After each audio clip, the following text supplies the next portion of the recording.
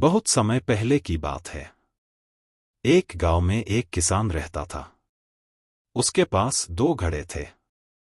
उन दोनों घड़ों को लेकर वह रोज सुबह अपने घर से बहुत दूर बहती एक नदी से पानी लेने जाया करता था। पानी भरने के बाद वह उन घड़ों को एक बांस की लकड़ी के दोनों सिरों पर बांध लेता और उसे अपने कंधे पर लादकर वापस घर तक लाता था। रोज सुबह उसकी यही दिनचर्या थी। दोनों घड़ों में से एक घड़ा सही सलामत था, लेकिन दूसरा घड़ा एक जगह से फूटा हुआ था।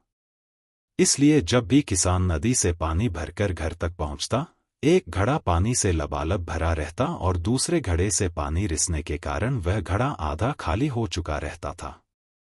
सही सलामत घड़े को खुद पर बड़ा घमंड था कि वह किसान के घर तक पूरा पानी पहुंचाता है। दूसरी ओर फूटा घड़ा खुद को नीचा समझता था और हमेशा शर्मिंदा रहता कि वह किसी काम का नहीं है।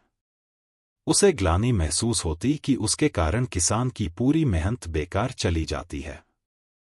एक दिन उस फूटे घड़े से नहीं रहा गया और उसने किसान से क्षमा मांगते हुए कहा, मालिक, मैं खुद पर बहुत शर्मिंदा हूं।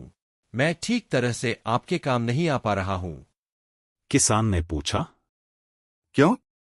ऐसी क्या बात हो गई? घड़े ने बताया, मालिक, शायद आप इस बात से अनजान हैं कि मैं एक जगह से फूटा हुआ हूं और नदी से घर तक पहुंचते पहुंचते मेरा आधा पानी रिस जाता है। मेरी इस कमी के कारण आपकी मेहनत व्यर्थ चली जाती है। सुनकर वह किसान उस घड़े से बोला, तुम दुखी मत हो, बस आज नदी से वापस आते हुए मार्ग में खिले हुए सुंदर फूलों को देखना। तुम्हारा मन बहल जाएगा। फूटे घड़े ने वैसा ही किया। वह रास्ते भर सुंदर फूलों को देखता हुआ आया।